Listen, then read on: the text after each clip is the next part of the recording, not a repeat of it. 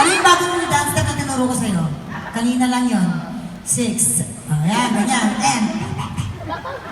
Ganon, ha? Yung mga papunta na sa siraulo lang. Pero kung ganda na mga itsura ng mga siraulo, Diyos ladami, maparamihin ko yung mga ganito. Nakali ka nga, ano yung kinakain ng nanay mo kung pinaglilihi ka? Kung parang alam na, di ba?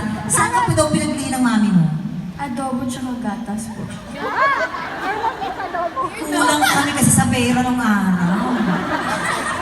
Gatas na nga lang, di pa mabili, adobo pa. Di ba? Pas lupa, patay gutom. Ikaw, Ken, anong... Kasi, di ba may duong Espanyol kayo? I'm sure sa Spanish bread ka pinaglihi. Ano?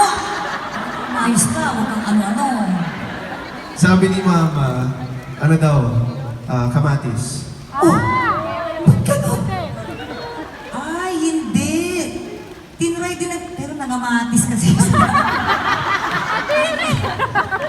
Hindi ako sa nangamatis. So, tatandaan ko yan. Pag nagkaanak kami ni Papang, alam niyo na, no? Lapit na yan. Pili ko Australia baby yun. Ano to, platypus? Kangaroo! Platypus? Wala. Kiwi? Chararat, bumblebee. Hindi, pero di ba, ang ganda. My God, ito, grabe po ang talagang pagmamahal nyo kay Liza. Kasi mapa personal, mapa